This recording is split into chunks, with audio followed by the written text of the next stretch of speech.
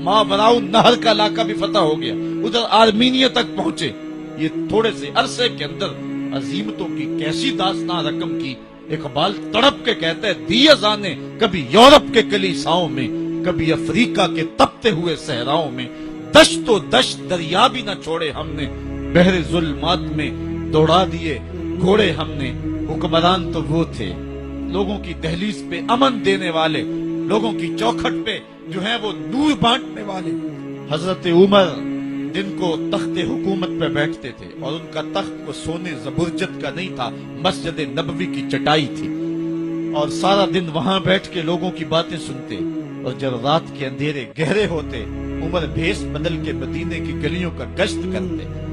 कहा, तुम्हारे घर से धुआं निकल रहा है और बच्चे रो रहे हैं, उनको खाना क्यों नहीं देते? कहने लगी, उमर की जान को रो रही। उमर के पांव तले से जमीन निकल गई। कहा, क्या हुआ? कहा, 3 दिन से हमारे यहाँ खाने के लिए कुछ नहीं है। रोजाना बच्चे रोते हैं और मैं हंडिया के अंदर पत्थर डाल करके नीचे से आग डालती रहती हूँ कि बच्चे इंतजार कर करके सो जाएंगे। कम वक्त सो भी नहीं रहे और वो पत्थर पकेंगे भी क्या, और मैं उमर की जान को रो रही हूँ। हजरत उमर का कलेजा दहलने लगा। फौरन पलटे वापस बैतुल माल में आए, घी का एक कनस्तर लिया, आटे की बोरी ली, मिर्च मसाला जात बहुत कुछ उठाया, अपने कंधे पे रखा, बोरी अपनी कमर पे ला दी। उमर बैतुल माल से निकले तो आपके खादम असलम ने देख लिया, आगे बढ़ा, कहा, मेरे आका मैं उठाता हूँ। उमर की आंखों में आंसू है। कहा, असलम कयामत के दिन मेरा बोझ उठा लोगे? कहा, कयामत के दिन तो अपना अपना बोझ उठाना पड़ेगा। कहा, उमर को आज अपना ही उठाने दो। हजरत उमर वो घी का कनस्तर और वो आटे की बोरी सर पे उठाए हैं और उस खातून के घर जाते हैं और दस्तक देते हैं। वो जब देखती है उसकी जान में जान आ जाती है। कहा, जल्दी जल्दी आटा गूंदो, और उमर सब्जी काटने लग जाते हैं। हजरत उमर रदी अल्लाह ताला अन्हो सब्जी तैयार कर देते, उधर आटा गूंद जाता है और फिर ऊपर चूल्हा रखा जाता है, चूल्हे के अंदर आग रखी जाती है, वो खाना पकाने लगती है, आग बुझती है। तारीख ने लिखा है, आग बुझने लगती है, उमर झुक करके फूंके मारता है। उमर झुक झुक के फूंके मारता है।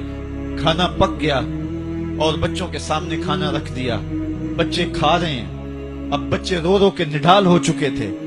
हजरत उमर अपने हाथों को और अपने घुटनों को और अपने पांव को जमीन पे लगा के, जिस तरह बकरी का बच्चा चलता है, वेड़े के अंदर कभी इधर चलते हैं कभी इधर चलते हैं, ताकि बच्चे मुझे देख के खुश हों और दिल में कहते, उमर जितना रुलाया है अब इतना हंसाना भी पड़ेगा। तो कभी उमर अमीरुल मोमिनीन, ये मैं किसी आज के जो है वो लोगों के वोटों पे मुंतखब होने वाले हुक्मरान की कहानी नहीं सुना रहा, मैं उस उमर की कहानी सुना रहा हूँ जो 23 लाख मुरब्बा मील का हुक्मरान है, आधी दुनिया का बादशाह है। हजरत उमर जो है जिस तरह बकरी का बच्चा चलता है, इस तरह अपने हाथ और अपने घुटने जमीन पे टेक करके जो है वो इस तरह चलते हैं। बच्चे उमर को देख के मुस्कुराते हैं। जब बच्चे मुस्कुराने लगे तो हजरत उमर ने उस खातून से कहा, बुढ़िया उमर को माफ कर दे। उसने कहा, तू इतनी हमदर्दी क्यों करता है?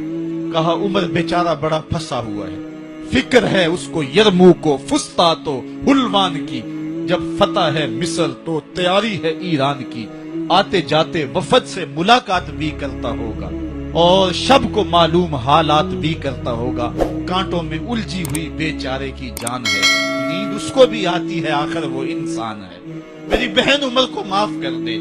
उसने कहा, नाना उमर की बात मेरे सामने न कर, कयामत का दिन होगा, उमर का गिरेबान होगा और मेरा हाथ होगा। जब उसने ये बात कही तो उमर बर्दाश्त न कर सके, बच्चों की तरह बिलक बिलक के रोने लगे।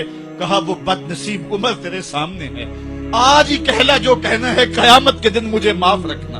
उसने कहा, तू उमर है? कहा, बदनसीब उमर तेरे सामने खड़ा हूँ। मेरे उमर कहते हैं, अगर दजला के किनारे एक बकरी का बच्चा भी प्यासा मर गया, उसका हिसाब भी उमर से लिया। ये सब तुम्हारा